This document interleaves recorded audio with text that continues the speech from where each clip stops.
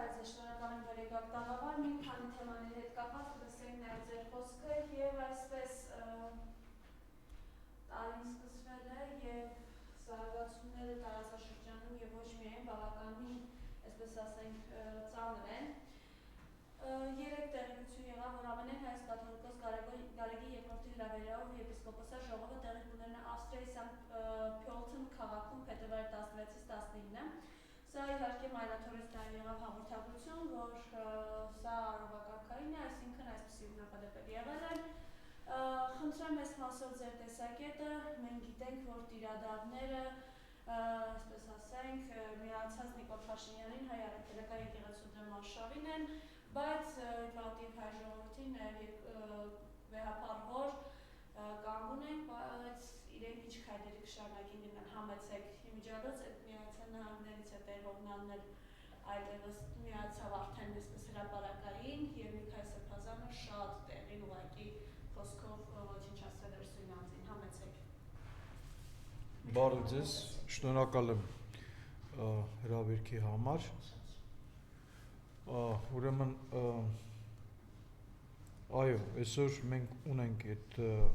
խնդիրը կապված մեր հոգևոր կյանքի հետ եւ ասել, որ Գերագույն Թշնամին հաջողվել է այդ իր աշխողներով ստանալ այն արդյունքը, որի մասին երազում էր, ես կասեի, որ այդպես բան չկա։ Հատկապես շատ օրինակելի էր, որ Մասնաճյուղի, ուրեմն մասնաճյուղի մի պատասխանատուին Սրբազան հայրը վեհապարը հեռացրեց եւ փոխարեն նշանակեց մեկ այլ անձնավորությանը Ռուբեն Սրբազանին եւ թե ինչ ձևով անցավ Ռուբեն Սրբազանի առաջի պատարակը, ինչ մարդալեցուն, մարդաշատ եւ հավատքով մարդկանց լեփլեցուն, ուրեմն եկեղեցու տարածքում, խոսում է նրա մասին, որ այս փորձությունը այնուամենայնիվ հայ ժողովուրդը եւ մեր հոգեորական ուրեմն դասը հայ առաքելական եկեղեցու նվիրյալ եւ վեհապարին նվիրյալ կարծես թե գնում է դեպի հաղթանակը, չեմ ուզում շատ շտապեմ, որովհետեւ ռեպրեսիաներ լինելու են, բավական ծանր գործընթացներ լինելու են եւ մեզ հələ դեռ պայքարի բավական թեժ փուլ է սպասվում, սակայն ինչի եմ տենց մի քիչ մտավախությունով ասում, որովհետեւ մեր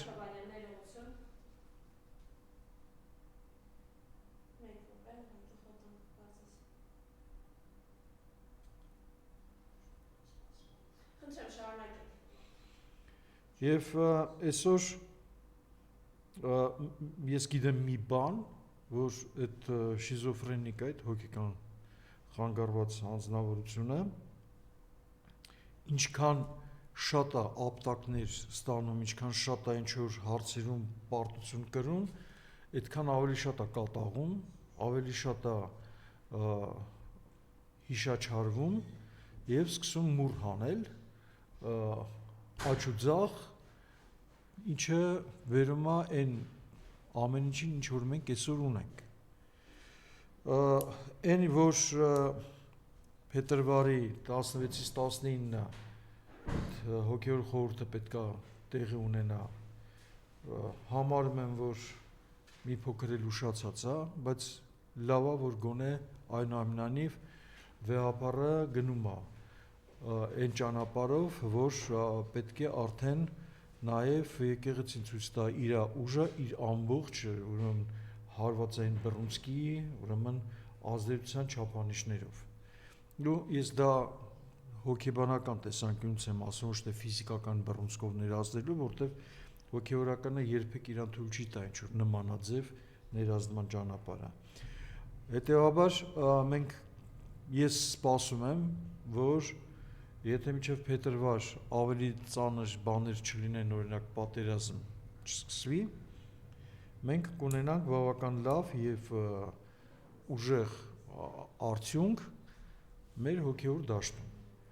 այն որ հոգևոր պատերազմը մեր տարածաշրջանում եւ հատկապես Հայաստանում շատ երկար ժամանակ է տևում։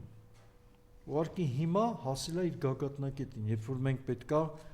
ամբողջ ազգով հելնենք եւ կռվենք, դա մեր ինքնությունն է, դա մեր պատմությունն է, մեր հիշողությունն է։ Եվ սա ոչնչացնելը նույնն է, ինչ որ ժամանակին դուք,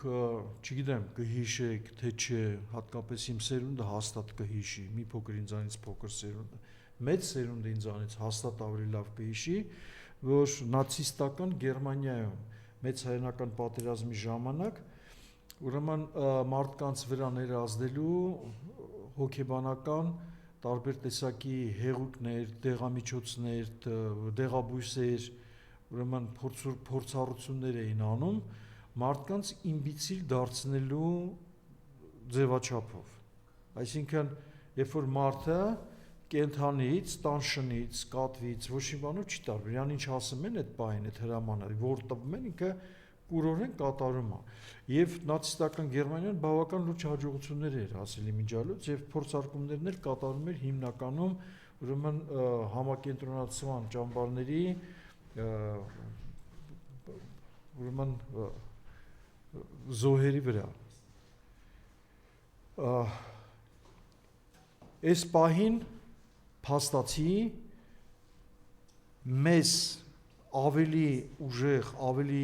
բնական ճանապարհով այդ իմբիցիլ վիճակին, այդ գոյանք դարձնելու ճանապարհը զրկել մեզ ինքնությունից, հայկական արժեքներից, ավանդական ընտանիքից, լեզվից, եկեղեցուց, պատմությունից եւ այլն ուրիշ բաներ։ Դուք տեսաք իրական Հայաստան, պատմական Հայաստան։ Դուք տեսաք դպրոցական ուրեմն դասերի մեջից հայկական պատմությունն եւ եկեղեցու պատմությունը հանել, այդ ամեն ինչը ձևափոխել։ Այսօր որ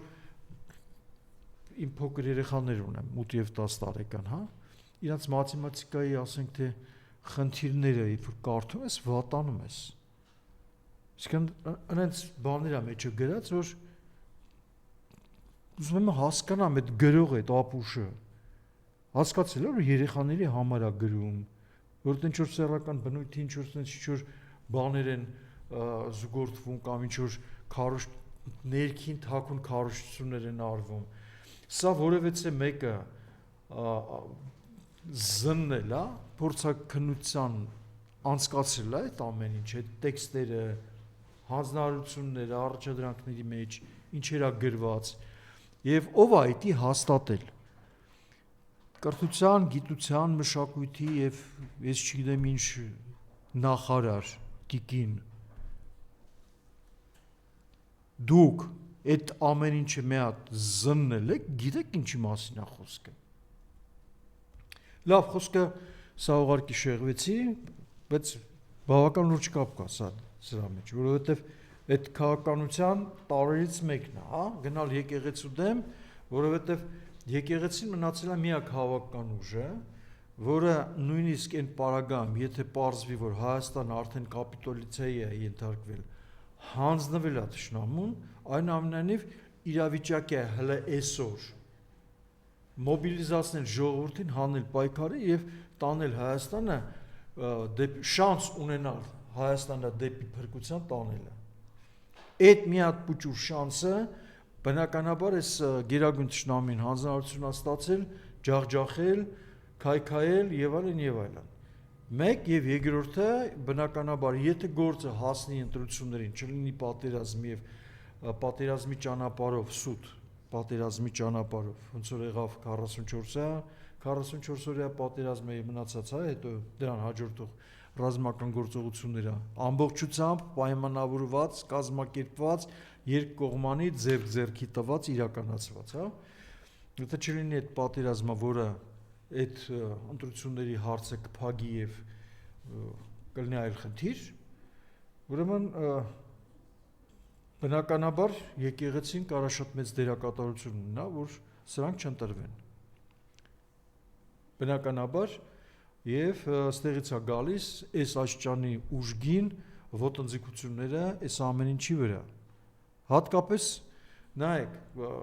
կարծես թե խնդալու ժանրից է, բայց իրականում շատ վախենալու գործընթաց է, հա, երբ որ զրկված ուրեմն իր պարտականություններից այդ Գևորգ պիղծ տիրադավը դատի է տալիս եւ դատարանը որոշում է կայացնում վերականգնել այդ անձնավորությանը ուրեմն այդ պաշտոնում մի քիչ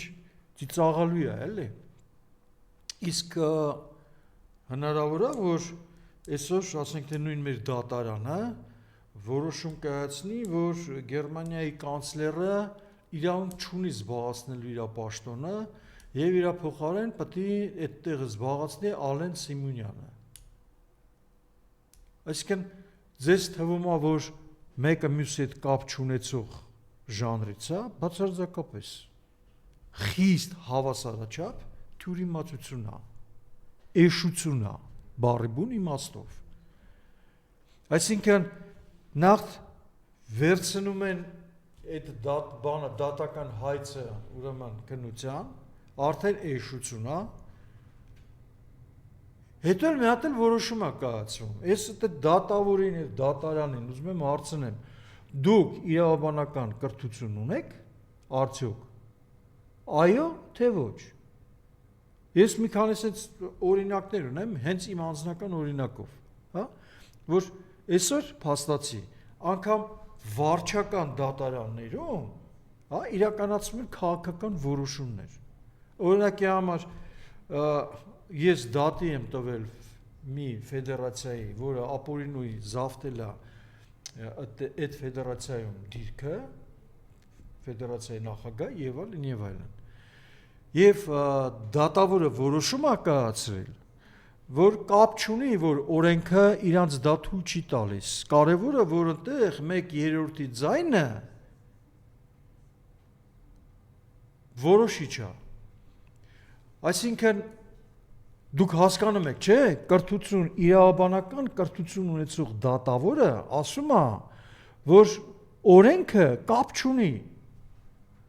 Գործող օրենքը հասարակական կազմակերպությունների մասին առ ոչինչ է։ Չի կարելի 1/3 կարծիքը ֆեդերացիայի դնել կախվածության մեջ այդ օրենքից։ Իսկ որ այն 2-3-ի, ասենք թե իրավունքները խախտվում են, ինքը դրա վրա թքած ունենա։ Նույն ժանրից է, հասկանում եք, նույն էշությունն է, նույն անհասկանալի իրավաբանական գիտելիքների դրսևորումն է, եւ այդ գործից հետո այդ տիկին դատավորը գնում է բարձրացմանը։ Եվ մեր մոտ նույն բանը շարունակական է։ Ես չեմ զարմանա, որ այս Գևորգին վերականգնելու ուրեմն պաշտոնի կայացրած որոշումը դատավորը կդառնա արդարության նախարար մի 2 օր հետո։ Չեմ զարմանա։ Այդպես է մեր մոտ աշխատում արդարադատությունը։ Հետևաբար այս հարձակումները եկեղեցու վրա ունեն շատ հեռուգնացող եւ շատ վտանգավոր իմիջիայլոց հետևանքներ եւ փառք Աստծո, որ այնուամենայնիվ այդ տառաբնույթ ուրեմն գործողությունները չունեցան այն արձագանքու այն հետևանքները, որը սպասում էր Գերագույն Թշնամին։ Խոսքը Նիկոլ Փաշինյանի մասին է։ Սրան զուգահեռ նաև ես կուզենայի այդ հարցը չբարձրացեցիք, բայց ես այդ հարցին ուզում եմ անպայման անդրադառնալ, որտեղ ահագնացող իրավիճակ կա իրականում քաղբանդարկյալների ուրեմն ոլորտում, այսօր ինչու է կատարվում։ Ուրեմն բացարձակապես անթակույց առանց թաքցնելու իրականացվում են բռնաճնշումներ, ուրեմն կալանավորված քաղբանդարկյալների նկատմամբ։ Այսինքն առողջական խնդիրներ եւ բժշկական անհետաձգելի օգնություն ստացած Նարեկ Սամսոնյանին վերադարձնում են հիվանդանոց եւ պատժախույց են տանում։ Այսինքն մարդու մոտ եղել է սրտի կանգի վտանգ, տարել են շտապօգնությամբ հիվանդանոց, հետո հետ են բերել բերդ ու կողել են պատժախույց։ Հիմա ես ուզում եմ բոլորի ուշադրությունը գրավել, այդ թվում նաև միջազգային ատյանների, եվրոպական մարդու իրավունքների պաշտպանության ուրեմն մարմիններին եւ բոլոր իրավապաշտպաններին։ Այն դանչո, մանչո, բան եւ այլն այդ կեղտերին։ Այդ որ այտենց դուք չեք զգում, որ անմիջապես կալանավորված ուրեմն տարբեր սուտ քրեական գործերով քաղաքական նպատակներից ելնելով Հայաստանի Հանրապետության եւ այլ երկրների քաղաքացիները, որոնք ընդդիմացել են սրանց, սկսում են ունենալ վատ առողջության խնդիրներ բերդում։ Ես կոնկրետ ունեմ ենթադրություն եւ չգիտեմ ինչի համոզված եմ, որ իմ ենթադրությունս ճիշտ է, որ այնտեղ իրականացվում է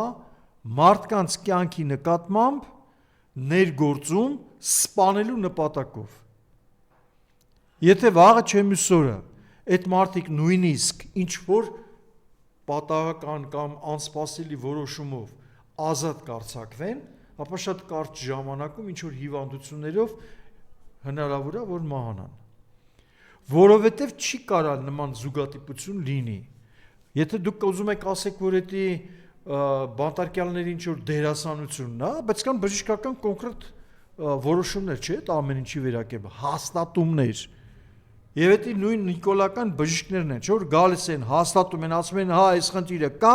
տանում են այդ խնդրի հետ կապված, հետ են բերում, փոխանակ այդ մարդը շարունակի լինել, գոնե դա բերդում է։ Ինչ որ բուժակներ, որտեղ բժիշկ չկա, բուժակներ են անհասկանալի կրթությամբ, գոնե դրանց հսկողությանը փոխում են պատժախույց։ Էսի ինչ է, էսի սպանել չի։ Էսի մարդասպանություն չի, քաղաքական դրդապատճառներից ելնելով։ Մեր գործընկեր Նարեկ Սամսոնյանը արդեն 12-րդ օրն է, չէ՞, կացավարի 12-րդ։ Դες դա եմ ասում, Նարեկ Սամսոնյանը սրտի կանգի ուրեմն վտանգի պատրվակով, ուրեմն ոչ թե պատրվակով, կոնկրետ գործընթացով, շտապ օգնությունով տեղափոխել են Էջմիածնի բժշկական կենտրոն, հետո հետ են բերել բանտ ու կողել են պատժախույց։ Սրա մասին հենց դու դրանից մասին էի խոսում։ Այսինքն կոնկրետ այդ մարդուն սպանում են, հասկանում եք։ Կապ չունի, որ ինքը այսինքն իրանք իրավունք ունեն այս պահին այդ նույն հացադուլի պարագայում, հա, ունենալ կոնկրետ ֆիզիկական, պարտադրողական ներգործություն։ Հացադուլը դադարեցնելու կամ գոնե ուրեմն որոշակի հսկողության տակ վերցնելու համար չեն անում։ Չեն անում, թողել են որ մեռնի։ Անժամկետ մարդը հայտարարել է, լավ արել, թող մեռնի։ Ու ինչ ասելու իշխանությունները, մենք իրան ոչ չսպանենք, ինքը հացադուլարից մեռավ։ Ու տենց էլ ասելու է։ Ու իր զոմբիները ասել են, հա, ճիշտ է արել մեր սուրբը։ Մի հատ էլ ծափ են տալու։ Մի հատ էլ խնդալու են քյավտար սենց սևացած ատամներով։ Արա մեր վարչապետը տեսակ ինչ տաղա է։ Նույնը կատարվում է Վարդան Ղուկասյանի նկատմամբ։ Նույն կտանքները, նույն ուրեմն իր սպանելու գործողությունները արդեն բարձրաձայնվել են եւ բժիշկների եւ փաստաբանների կողմից, որ նրա առողջական խնդիրը եւ բանտում ուրեմն պահելու անհամաչափությունը արդեն անցել են բոլոր կարմիր գծերը։ Առավելևս որ պայմանները դիտավորյալ չափազանց վատ վիճակում են։ Առողջ ուժեղ մարդուն Սամվել Կարապետյանին 3 ամիս բանտում պահելուց հետո ծայրահեղ ծանր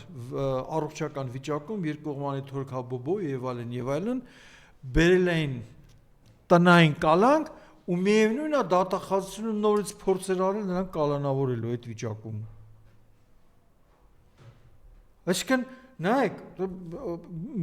այսօր ես այդ մարդկանց վրա շարունակում եմ զարմանալ, չգիտեմ այդքան միամիտ եմ ինչ եմ։ Այն զանգվածի են, ասում են, մի ասեք, մի վիրավորեք այդ մարդկանց, եթե դուք չի վիրավորեք կարող է սթափվեն, հնարավոր չի դրանք սթափվեն, հասկանում եք։ Դա զոմբի չեն արա, դա խելար, դա հոգեկան խանգարում ունեցող հիվանդներ են, որ այդքան բանը տեսնելուց հետո կարան այս գերագույն թշնամուն ասեն Աստված։ Ուղղակի չի կարելի այդ մարդկանց ոչ լավ վերաբերել, ոչ իրանց մասին լավ խոսել, պրոստը անիմաստ է։ Սրանք վերադասիրակվող խավ չեն։ Այսինքն դուք ուզում եք ասեք, որ այն գոմիկի մասին, որ մենք չասենք, որ ինքը գոմիկ է, ինքը կարող է պատահել, էլ չգնա իբր թե եկեղեցիում պատարակի մասնակցի։ Այսինքն իր էությամբ բոլոր աստվածային կանոնները խախտած, ուրեմն սրբապիղծը, որը ավանդականությունը ամեն կերպ ուրեմն խախտել է եւ եթերում կոնկրետ խոստովանել է, որ ինքը գոմիկ է, ինքը կարա գնա մտնի եկեղեցի եւ պատարակին մասնակցի, ժողովուրդ դուք լուրջ, էդի նորմալ եք ընդունում։ Ես դրանից հետո ոնց ձեզ լավ վերաբերվեմ կամ ձեր մասին լավ խոսամ։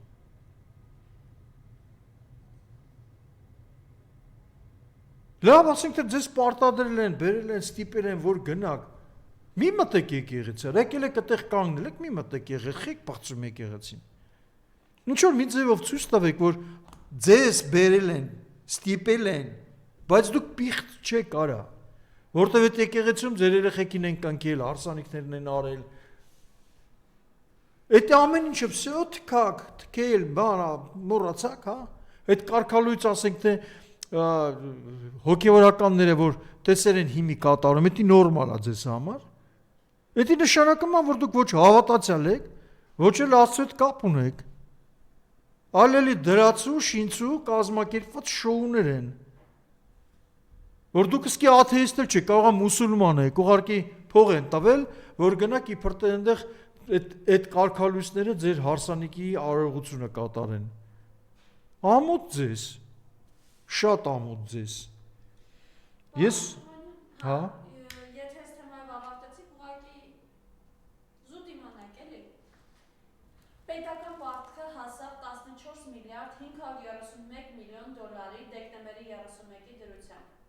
Սա այն ֆոնին, որ համատարած պարգևավճարներ, ազգաբաշխական պարգևավճարներ, երեք Ալեն Սիմոնյանը ասում է, երբ իրեն հաց են ողնոր թոշակալունները մատմատեն սովի, դուք ձեզ ազգաբաշխական պարգևավճարներ եք դուրս գրում, ինքը ասում է, բայց թոշակ բարձրացնողները պետք է լավ հաղթել են, մենք պետություն ենք ներկայացնում։ Ես կխնդրեմ այս ամենին անդրադառնալ ձեր խոսքը, եւ հիշում եք Նիկոլ Փաշինյանը ասում էր 10,000 որ տան ինչ պիտի անեն թոշակալները, չգիտեմ ոնց ծախսեն, 20,000 որ բարձրացրեցին խնդիրները լուծում չի լինելու, խնդրեմ։ Նայեք, ես մի քիչ այդ ամեն ինչի ավելի խորքային տարբերակով վերցնեմ, հա, որովհետեւ դե 14 միլիարդ այսօր արտաքին պարտքը, այս հոգեկան խանգարվածը, երբ որ եկավ իշխանության, պետական պարտքը եղել է 7 միլիարդի սահմաններում։ Այսինքն 30 տարվա ընթացքում հայկական պարտքը եղել է 7 միլիարդ, սրանց իշխանության 7 տարվա ընթացքում ուղիղ կրկնապատկվել է։ Բնականաբար սա խոսում է նրա մասին, որ ծախսերը, որոնք չեն էլ երևում ինչի վրա է ծախսել այդ փողերը, գնացել են իրաց սեփական գրպանները։ Իսկ սրանք կոռուպցիայի դեմ են պայքարում, անում դրել են, որ կոռուպցիա չկա, որովհետև օրինական, պաշտոնական ինչ որ դի կոռուպցիայով տային, տալիս են պետության ուրեմն բյուջեից կոնկրետ փող։ Հիմա նայեք, կա մի հատ տենց խոզի դնչով, սենց խոզի դեմքով, մի հատ եւս մի տականք Վահագն Ալեքսանյան Սուտասան բիջը։ Ուրիշ ձև չեմ կարող այդ անասունին ասեմ։ Ասում է, մենք որ եկանք իշխանության, մինիմալ թոշակը եղել է 16000 դրամ։ Մենք դարձել ենք 43000 դրամ եսի մինչով։ Եվ այդ ուղղությամբ ես լսում եմ մի տնտեսագետի վերլուծությունը եւ կոնկրետ թվերով, պաշտոնական թվերով, պաշտոնական այս պետության, այս իշխանությունների կողմից հաստատված ցանկով, որ եղել է 36000 դրամ, ոչ թե 16000 դրամ, հետո բարձրացվել է մինչև 40 ոչ թե 3000 ապուշ, այլ 49000 միջին, ուրեմն թոշակը, հա, բայց ուռոդի մեկը Համաչափությունը գնաճի այն ժամանակ, երբ որ դու ասում ես իշխանության եք եկել եւ հիմիկվա տարբերությունը ինչի չես բարձրաձայնում որ եւ այդ իմ ասած վերլուծողը եկավ են եզրակացության որ այո իրականում թոշակները ձեր իշխանության ժամանակ բնակչության մոտ բարձացել է գնաճի եւ մնացած ամեն ինչի համեմատության տարբերակով ուղիղ 129 դրամով սա պաշտոնական թիվ է ես չեմ օրինում այսինքն այսօր իշխանությունները թոշակառուների թոշակը այս 7 տարվա մեջ բարձրացրել են 129 կոնկրետ ասեմ, կոնկրետ թվի մասին չի խոսքը, համեմատական տարբերությունների գնաճի եւ թոշակի ավելացման հետ կապված։ Եվ այս առումով, երբ որ ասում ենք, որ այսօր ամբողջ սննդամթերքը առնվազն 4-5 անգամ թանկացել է ձեր իշխանությունից գալուց ի վեր։ Իսկ թոշակները ընդհանրապես բարձրացել են 7-ից 8, մաքսիմում 10,000 դրամով։ Ինչի մասին ես խոսում այ դեբիլ։ Ինչի մասին ես խոսում, արա։ Երբ որ հացը տեսոր մինիմում արժի 230-250 դրամ, մենակ հացը։ Հələ մի հատ այդ հացը օրեկան, լավ, 3 օրը մեկ այդ թոշակառուն պետքա ուտի։ Այսինքն 30-ը բազմապատկում ես բաժանում ես 3 օրվա, ստանում ես 10 օր, ինքը 10 օր 250 դրամ, 2500 դրամ, ինքը մենակ, այդ քո ասած 40,000, սաղսում մենակ հաց գնելու համար 3 օրը մեկ, արա ամեն օր չէ, 3 օրը մեկ, այսինքն ինքը 3 օր, այդ հացը կտոր է ուտելու, շարունակեմ այդ հաշվարկները, դու պանիրիդ գինը հլը մի հատ, ասա ամենամինիմալ գին կիլոն ինչ արժի, 4-5 հազար, ձեր իշխանության գալու ժամանակ 1400 դրամ ընդամենը եղել։ Մսի գինը ինչքան է թանկացել։ Կարաս ասես, արա։ Այսօր մինիմալ գինը մսի 4000-ից սկսած այն ժամանակ 1000-1200 դրամ է եղել ձեր իշխանության գալու ժամանակ։ Տոն մնացած ամեն ինչ արա։ Հիմա ինձ կարաս ասես դրա փոխարեն ինչ ուտենք։ Որ խոտը ուտենք, որ բակում, ոչ թե խանութից գնաց։ Այլ որ բանը բակում աճած խոտամոլը փոքենք ուտենք մի հատ կասես որ նա անվնաս որ չուտենք անմիջապես մեռնենք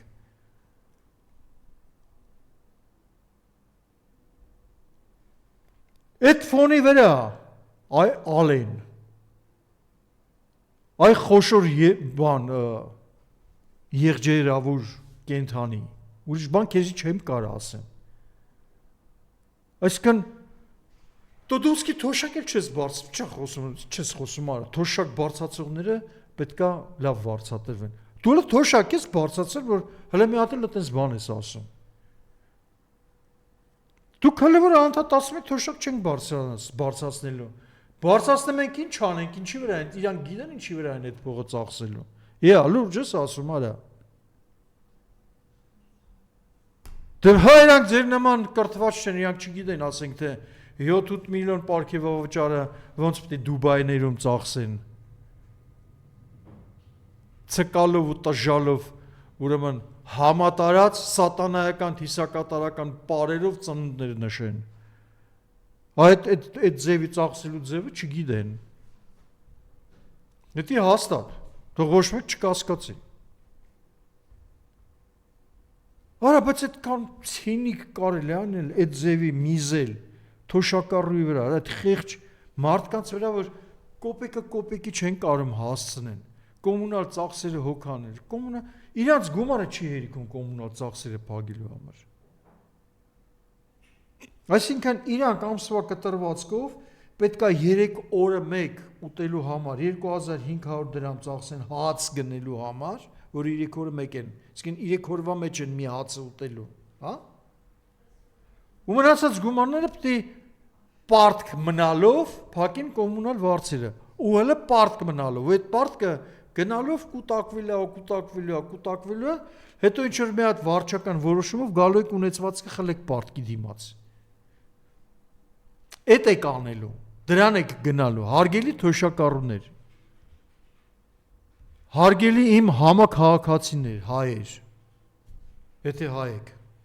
հայերի մասին է խոսքը, հայ թոշակառուների մասին է խոսքը, ամեն ինչ գնամ նրան, որ պետությունը մի օր կգա, կասի դու պետությանը քո տունդ պարտքես, որովհետև դե այ հիշում ես 10 տարի առաջ, այն մի ամսվա մեջ 100 դրամ պարտք մնացիր կոմունալ վարձատրությունների կատարելու համար, հետո էլի չհերիքեց եւս 1000 դրամ, հետո այն մյուս ամիսը էլի 1000 դրամ, այդ սաղ էս տարվա մեջ 10 տարվա մեջ կուտակվել է, ու քո պարտքդ պետության դեմ փակելու համար մենք պետք է քո տունդ վերցնենք։ Կամ եթե ոսկի ունես, դրա դիմաց ոսկի տուր, կամ եթե հեսի ունես, հեսի տուր, որովհետեւ սոցիալական աջակցություն այս պետությունը քեզ ցույց չի տալու։ Ասելու են, խոսալու են, թվեր են գրելու, ոնց որ այդ Վահագն Ալեքսանյանն ասում, 16000 դրամից դարել է 43000 դրամ։ Այդ ձևի թվերով ձեզի խաբելու են։ Բայց դուք գոնե, արա լավ, էդի լսեցիք, խաբնվեցիք։ Հետո տուն եք գնում, հետո խանութ եք գնում, հետո ձեզի պարտադրում են վճարումներ կատարել, լույսի, ջուրի, գույքը, հարկ եւ այլն, հա? Այդ ամեն ինչը չի սթափեցնում ձեզ։ Չեք մի հատ զարթնում, ասեք, արա, բա այս որ հիմի այսպես վայելում եմ, բա այս սրանց ասացի հետ ի՞նչ կապ ունի։ Մի հատ չեք անում այդ գնահատականը։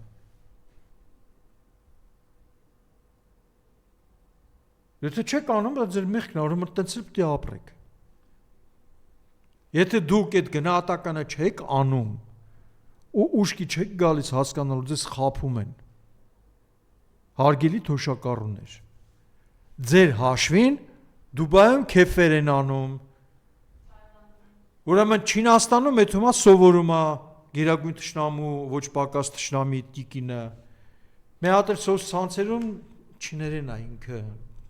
չեմ ասում, սովորում է թե դասավանդում է, ձեռը առնում, հասկանում եք սաղիդ, մեզ սաղից սրանք ձեռ են առնում, արա, խնդում են մեր վրա, երկիրը կործանման առաջ է կանգնած, մարդը սոց ցանցերում Չինաստանի ինչ-որ բառեր է արտասանում չինական, որը չես ջոգում, ինքը սովորում է, թե արդեն սովորացնում է, կրթվելը պետք է լինի մոդայիկ, իր այդ գաղափարն է առաջ տանում։ Այն ինչ որ այսօր Իրանում է կատարվում, կարա ընդամենը ժամերը անց պատերազմ բերի Հայաստան ընդորում, Հայաստանը ոտից գլուխ սրբող վիճակում, արա այ գերագույն թշնամի, կանիկը չինարին լեզու է սովորում, արա սոց ցանցերում, ուրիշ անելու բան չունեք արա, կամ պաշտպանության նախարարը, որ այն պաշտպանության նախարարության աշխատակիցները, որոնց երեխաները արտերկրի քաղաքացիություն են, ազատվում են աշխատանքից, կապ չունի փորձառություն, գիտելիք, ուրեմն օգուտը պաշտպանական ոլորտին կապ չունի, ոնց որ պատերազմից առաջ մոտավորապես 20 քանի փորձառու մարտական սպաներին ընդամենը սեպտեմբերի 24-ին 25-ին ազատեցին աշխատանքից առանց որևէ բան բացատրելու, թողնելով ուրեմն Արցախը առանց փորձառու, հիմնականում առանց փորձառու, ուրեմն հրամանատարների, որոնք էշելոններով մեքենաները տանում կանգնացնում էին ամենագնդակոծվող տեղը ու իրաք թռնում էին ու երեխեքին այնտեղ վարի էին տալիս հարյուրներով։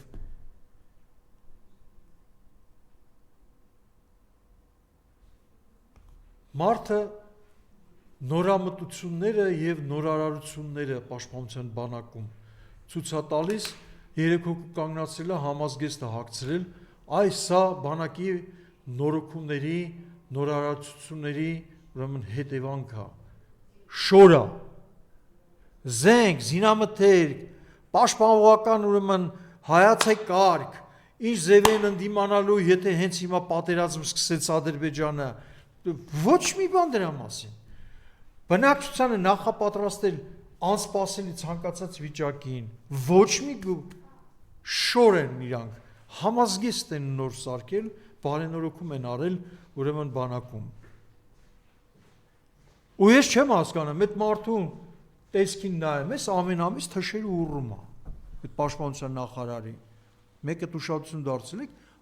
ամեն ամիսը մեկ թուշը մի քիչ այսինքն ուռում է, հետո մի քիչ էլ ուռում, հետո մի քիչ էլ ուռում, եթե դուք հույս ունեք, որ մի օր այնքան կուռի, որ կտարակի, այլ չկա տես բան։ Սրանք անկուշտ են։ Մի հատ մուլտիկ կար, որ բանը Անտիլոպան ասում է, այն Շախին ասում է, քեզ ինչքան որ ոսկի պետք է, ես կտամ, հենց կզգաս, որ քեզ հերիք է, ասա հերիք է,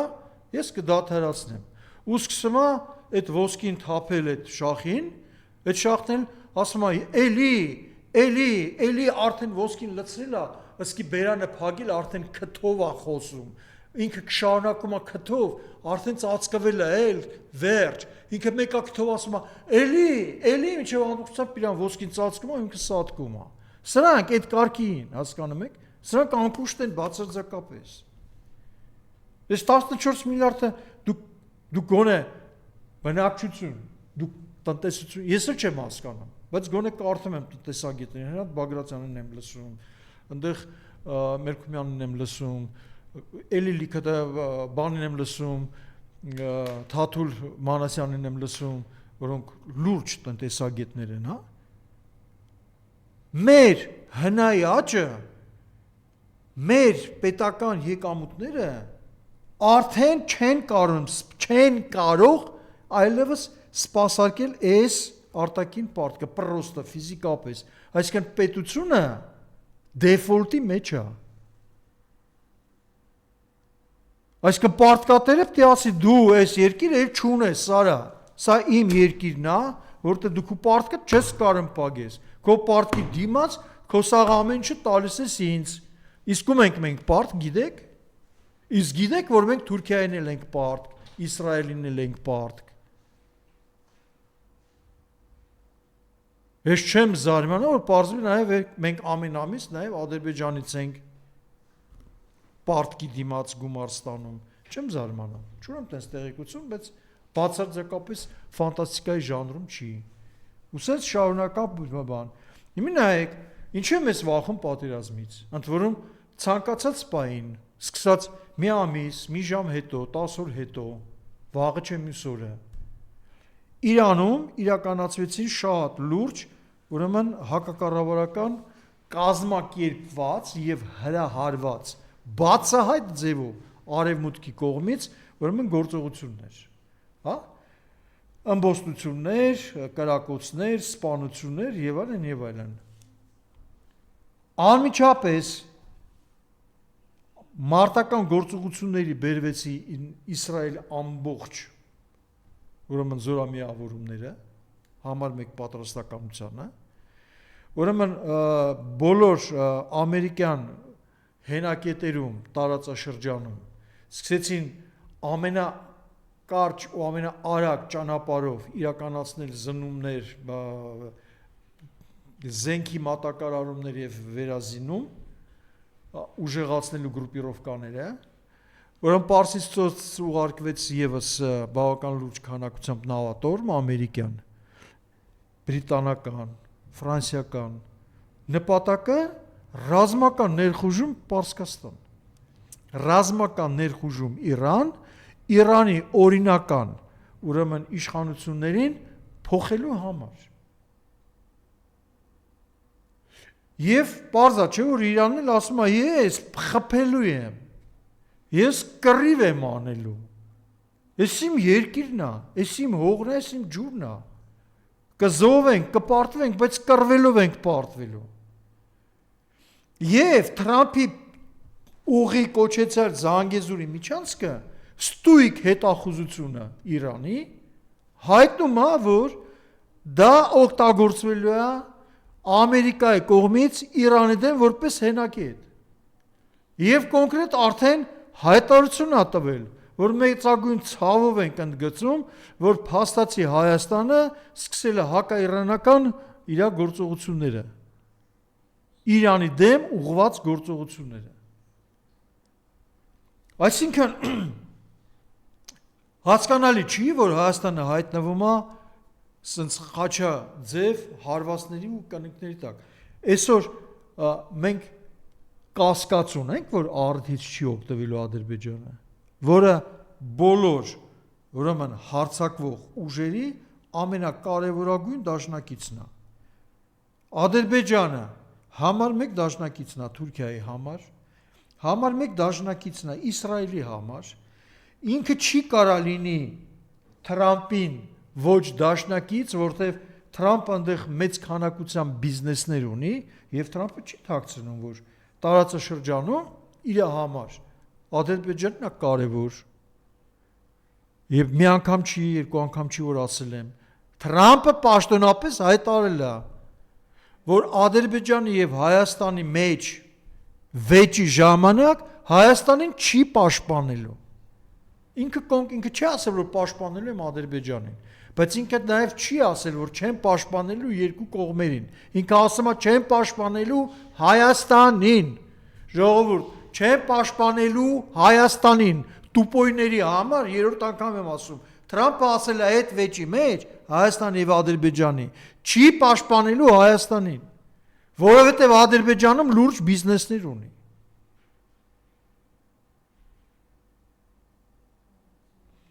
Ադրբեջանը դաշնակից է Պակիստանին, դաշնակից է Ղազախստանին եւ բավական լավ լուրջ կապեր ունի Աֆղանստանի հետ, որտեղ որ հիմա ձևավորում է իսլամական պետության գրոհային, մոտավորապես 3000 հոգու կուտակումներ են գնում, որոնց նպատակ ունեն օգտագործելու կամ հələ դեռ նպատակ ունեն, որովհետեւ հա Թրամփը ինչ որ յանամ թե զադնի է տվել,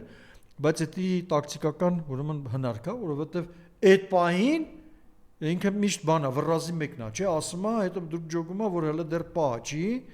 եւ մի փոքր sense հետ նահանջ է անում, այդ պահը պատրաստելու, նախապատրաստելու, որ գրվելու համար։ Նույնը արեց Վենեսուելայի հետ։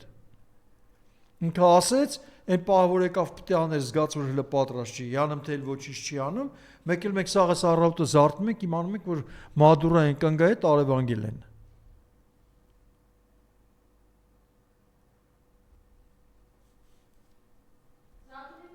Ադրբեջանը այս սաղի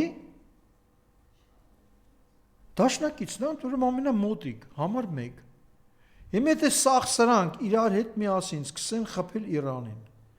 որից նաև հարվածները կսկսեն տեղալ Հայաստանի տարածքից։ Իրանն էլ չի ասի, չէ՞ որ դե Հայաստանը մեղ կարի Հայաստանի ուղղությամբ եկող վտանգները անտեսեմ, հենց մյուս ուղղություններով պաշտպանվեմ, չի կարա, չէ՞ տես բան անի։ Վտանգը վտանգ է, չէ, կապ չունի։ Սկսելու ենք էլ խփել Հայաստանին, հա? Ինչ աստեղ առաջանալու քաոսային իրավիճակ։ Եթե Ադրբեջանը այդ ժամանակ բոլոր պայմանավորվածությունները, պայմանագրերը խախտելով մտավ Հայաստան, այս սաղ դաշնակիցներից մեկնում եք Իրան ասելու է ոչ, դուք մտածում եք Ֆրանսիան ասելու է սրան ոչ, դուք մտածում եք Ֆրանսիան Հայաստանի դաշնակիցն է, ձեզի խաբել են, արա։ Չկա տենց բան, Ֆրանսիան էլ Ադրբեջանը բավական լուրջ բիզնեսներ ունի։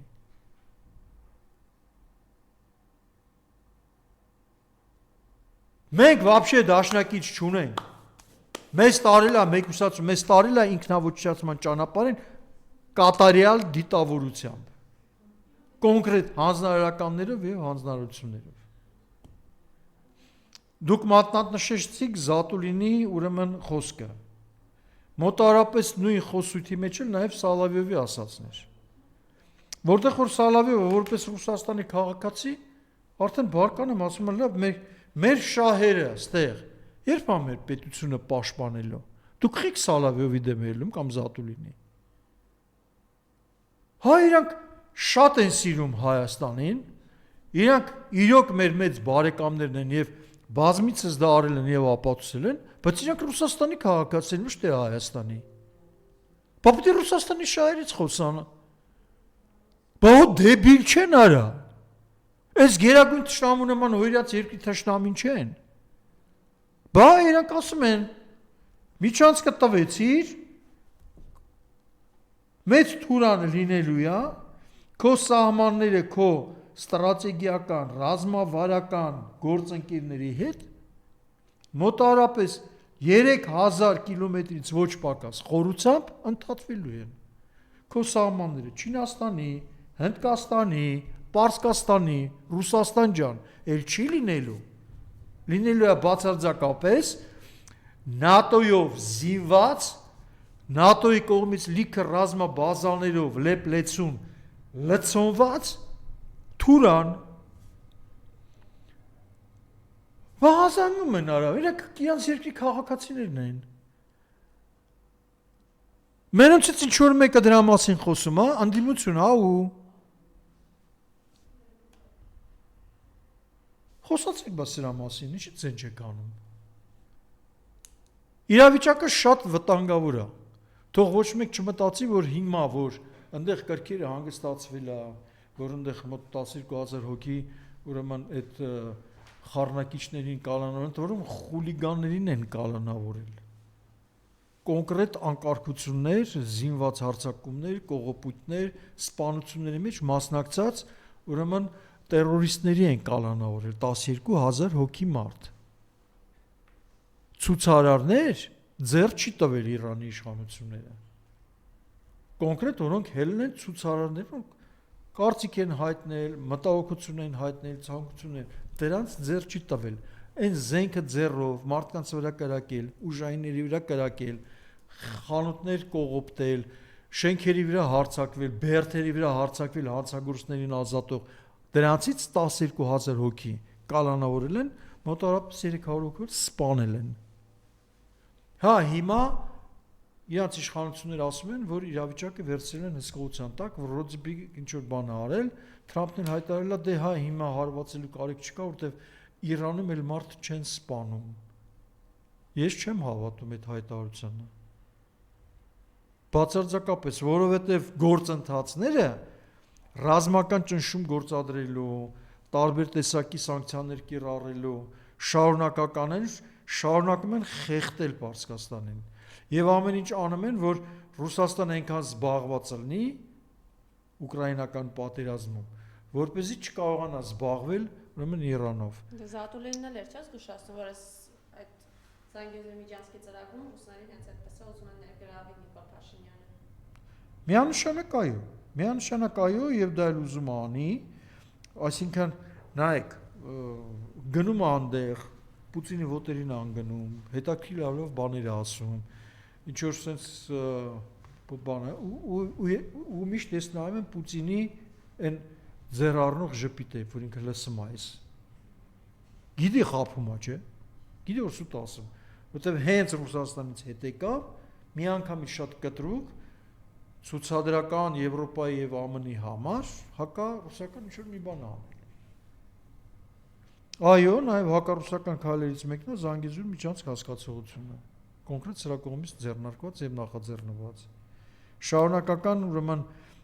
Ռուսաստանի հետ կապված ուրեմն իր արտահայտված մտքերը։ Այսօր շատ են ասում, որ խաղապահները ընդեղ են, քիչ պաշտպանեցին։ Խաղապահների մեր իշխանությունները զրկեցին արցախցիներ պաշտպանելու ուրեմն հնարավորություններից։ Բազմաթիվ չխորանամ այդ թեմայի մեջ, որտեղ այդ ոնց որ հարցի մեջ չի, բայց պատահական չի, որ սրանք խաղապահներին ուրեմն մատակարարում, սնուցում, ուրեմն լիքը հարցերի մեջ, բաների մեջ սկսեցին ինչ-որ բաներ անել, խոչընդոտներ առաջացնել։ Բացի դրանից, ուրեմն երբ որ խաղապահները տեսնում են, որ խաղապահների վրա հարձակվող եւ սպանող խաղապահներին ադրբեջանցիները ցա գնում են ինչ-որ բաներ է բանակցում, ռուսները դեմ էլ ինչ-որ բաներ է ասում, այդ նույն նաեւ խաղապահների դեմ, բայց խաղապահները ինչ պետք է անեն, որ ինչ պետք է անեն։ Իրանք կարեցին ինչ պետք է անեին։ Տհաճա որ իրանք չպաշտպանեցին բնակչությանը, տհաճա որ Արցախը ընկավ, իրանք բայց դե մեղադրել դրա մեջ Ռուսաստանին այսօր մեծագույն սխալ է։ Այդ ձևով ձեզ քարոզել են, ձեզ համոզել են։ Փակենք այդ թեման, չեմ ուզում այդտեղ շարունակեմ։ Ամենայն դեպս այսօր մենք ունենք Իրանում զարգացող վտանգավոր վիճակ, եւ այդ վտանգավոր վիճակը նաեւ բերել է նրան, որ այսօր փող ուրեմն տնտեսական եւ այլ ոլորտի ուրեմն համագործակցությունները սահմանային մասում բավական դժվարացել է այս իրավիճակի հետ կապված եւ որոշակի տնտեսական ուրեմն քայլերը, որոնք քիչ թե շատ բալանսի մեջ էին պահում այս ապուշի տնտեսությունը եւ ինչի՞ չէ նաեւ Իրանի տնտեսությունը այսօր վտանգված է եւ սա պատահական չէ որ այս ֆոնի վրա այս ընկնող ֆոնի վրա ցուցադրաբար ուրեմն ներմուծվեցին սկզբից ամենավերջի սորտի անասնակեր հանդիսացող իբր թե ծորենը, իսկ հետո արդեն երկրորդ ուրեմն չափաբաժինն է գալիս Ադրբեջանի բենզինի, որից արդեն Վրաստանում սոքարից հրաժարվում են, որովհետև այդ բենզինը առաջի հայացքից թվում է որ լավ բենզին է, բայց իրականում ինքը քայքայում է մեքենաների ուրեմն աշխատանքային վիճակը եւ փաստացի դառնում է այդ մեքենաների ուծիլ դառնալու պատճառը, հա? Եվ նայեք, այսօր ես բնակչության վրա եմ զարմանում, ընդամենը 3, ինձ համար մոտիկ ծանոթ մարդկանց, հա, վարորդներ։ Խոսում են նրա մասին, որ լավ էլ բենզին է, ընդամենը 430 դրամ է։ Կարելի է գնալ այդտեղից վերցնել։ Մարդուն հարցնում ես, լսի ասում ես 20 լիտրի մեջ, ասենք մի կանիստրի մեջ։ Այսօր 460 է ուրիշ բենզակալոնկաներում։ 430 որ դու առնում ես, ընդամենը 600 դրամ է շահ։ Դու 600 դրամով մեր զոհված երեխեքի արյունը ծախիր։ Դու չգիտես, որ այդ փողը գնում է Ադրբեջան, մտնում է իր բյուջե, եւ այդ բյուջեից ձևավորվում է իրենց ռազմական բյուջեն, որը կիրառվում է մեր դեմ։ Մենք ժամանակին չհասկացանք, երբ որ Արշակ Զաքարյանը ֆիլմ թողարկեց, իր ռեժիսուրա, իր նկարած, ուրեմն կինոն թողարկեց, որ առևտուր անող Թուրքիայում հայերը ուրեմն Թուրքիայի բյուջե փող են տրամադրում, որից օգնություն է գնում Ադրբեջան, որից այդ Ադրբեջանում այդ ստացված փողերից դառնում է փամփուշտ եւ այդ փամփուշտը սպանում է մեր սպային։ Հիշում եք այդ կինոն։ Եթե չեք իմ էջի վրա կա, մտեք նայեք։ Դա գիտեք երբ է արել։ Հələ դրա առաջի Արցախյան պատերազմից հետո։ Այն նախկին իշխանությունների ժամանակ։ Միջև հիմա էլ Թուրքիայում առևտուր անողը չհասկացավ, որ ինքը որոշակի չափով համամասնակից է մեր 5000-ից ավել զոհերին երրաբլուրում այսօր հանգչող։ Դա հերիք չի, նոր ցեղասպանություն է նախապատրաստվում, փող եք տալիս դրանց, արա, ձեր գրպանից, փող եք տալիս, որ ձեզ ցեղասպանեն, դուրակներ։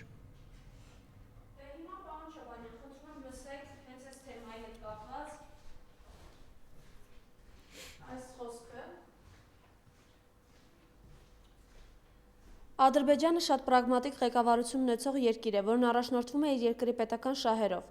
Այս մասին հանրային հեռուստաընկերության եթերում ասել է Ազգային ժողովի պատգամավոր Գեգամ Նազարյանը, անդրադառնալով հարցին, ինչու է Ադրբեջանը թույլ տալիս իր տարածքով դեպի Հայաստան բեռների տեղափոխումը։ Հայաստանն ու Ադրբեջանը մի խնդիր ունեն՝ իրար նկատմամբ անվստահությունը հանել։ Պատերազմների հազարավոր զոհերից հետո հեշտ չի, բայց պետք է գնանք դրան, քանի որ մեր երկրների ապագան համատեղ տնտեսական հարաբերություններն են, համատեղ գիտակցական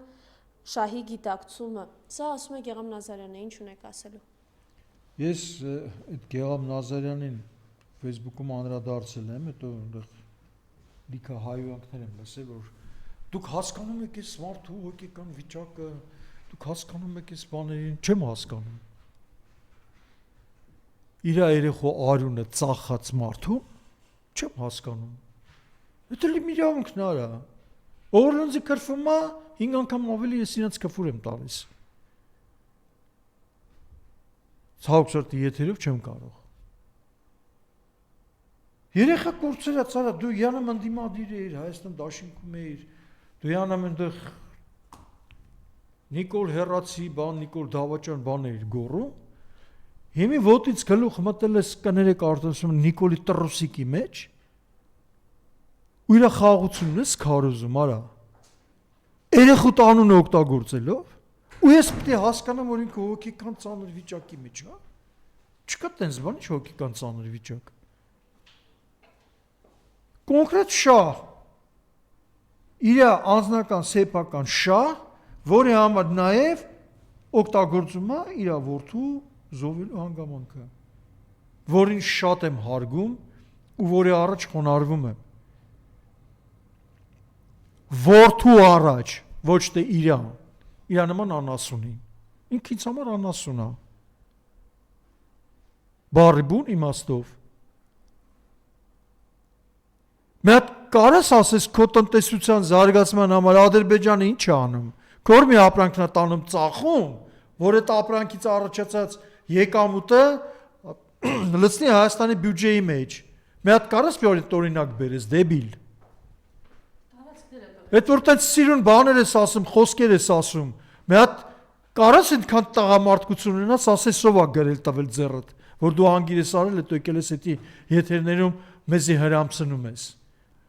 Կարես ասես, թե չի արա, այսքան ժամանակ բաց երեխեքիդ,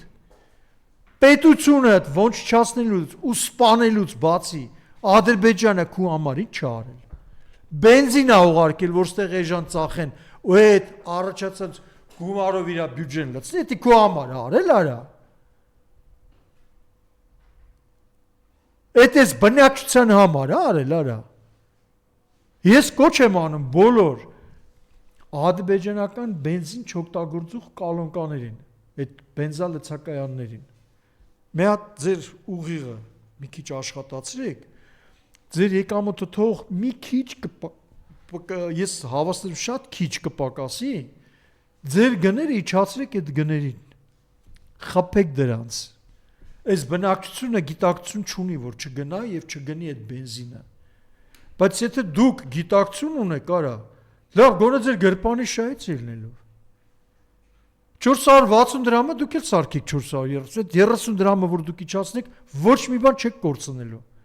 Բայց ես խոսք եմ տալի, արա, սա ձեր մոտ են գար լցնեն։ Դուք եք շահելու։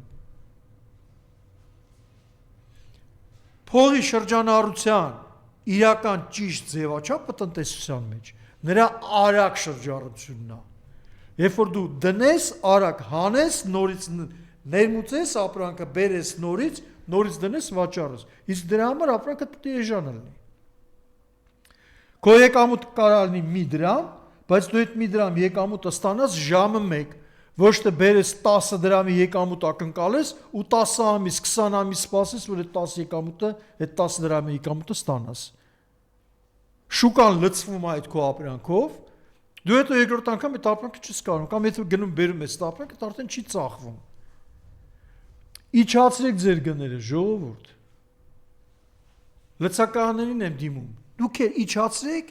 այդ Run Oil, այդ Gulf, Դավաճան կալոնկեքի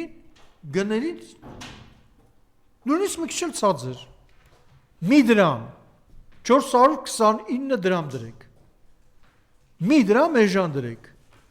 Համ դուք եք շահելու։ Համ էլ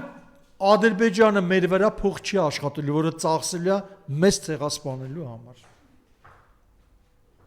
Գեղամնազարան մենակ էդ ունեմ արձագանքելու։ Ուրիշ ոչինչ բան։ Ժամանակին իրան շատ մեծ հարգանքով են վերաբերվել։ Հիմա ինձ համար ինքը նույն Նիկոլի նման թշնամի է։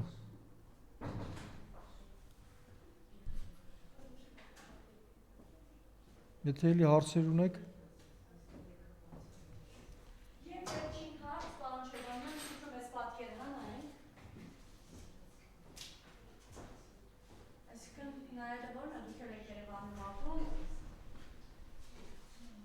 Այս վիճակը։ Լավ, այսօր ես ձեզ ասեմ, օրինակի համար, հա։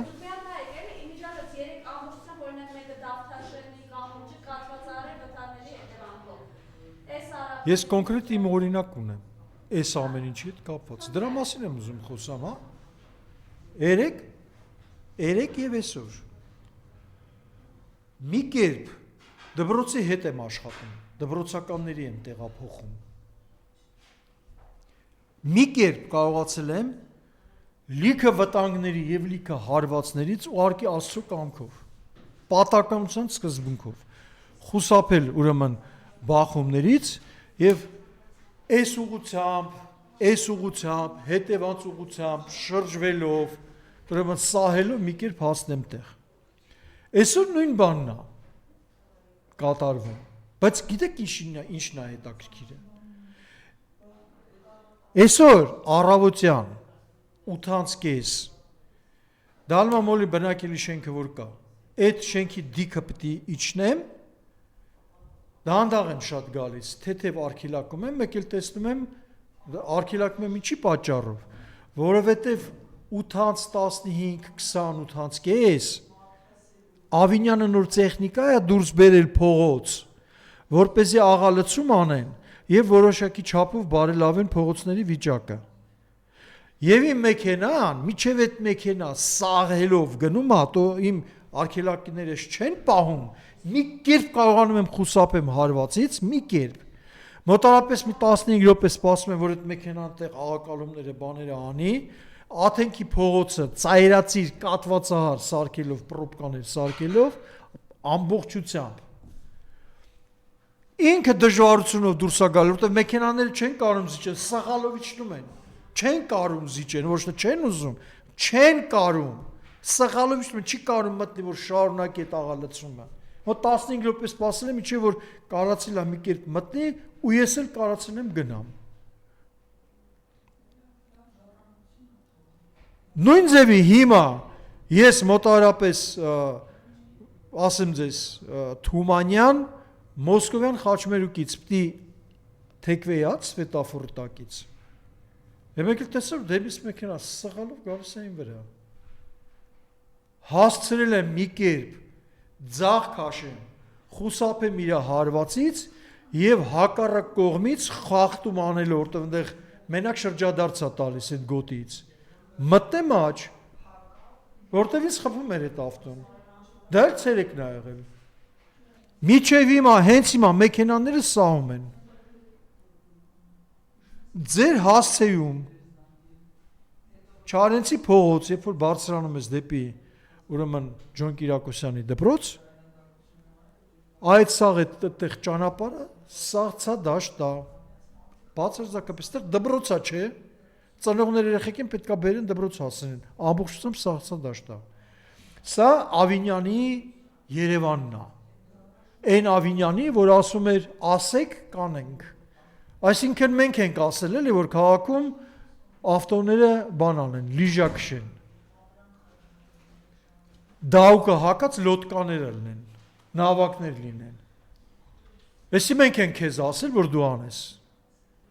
անցած տարի մի հատ այդպես պատմություն սարքիր, որ քաղաքում կոլապս սարքիր և բազմաթիվ տեսակի մոտավորապես 4000-ից ավել տարբեր տեսակի մենակ Երևան քաղաքում վթարներ եղան, քո պատճառով, քո անգործության պատճառով, երեք ու այսօր նույն բանն ես անում, արա, առավոտը հելում ենք փողոցները բացարձակապես աներթևեկելու են, դու փողոցներով սկսում ես զբաղվել այն ժամանակ, երբ որ երթևեկությունը սաստկանում է և ժողովրդի դեպի աշխատանքի վայր գնալու քանակը ավելանում է, դիտավորությամբ ես անում, գիտեմ, որ դիտավորությամբ ես անում, այսինքն ցույց ես տալիս, թե ինչքան թքած ունենաս դու ժողովրդի վրա, քաղաքի վրա, ինչ ուզում եմ, անում եմ, որտեղ այդ փողերը կերել ես, դրել ես ջեբդ, այն փողերը, որ պետք է տայիր այդ ծառայությունները կազմակերպելու համար, չես տվել, դրել ես ջեբդ։ Իրավունք ունեմ այտենց մտածելու, բայելապես ինչ է նշանակում, երկու օր իրար վրա դու փողոց չես մաքրում, շատ ծայրահեղ ծանր վիճակում է, հենց հիմա էլ այս պահին, նույնիսկ որ սկսել են այդ աղակալման այդ պրոցեսները, աղաթափման պրոցեսները, միևնույն է փողոցների ծանր վիճակում է, շատ դժվար երթևեկելի։ Ես եմ շնորհակալ։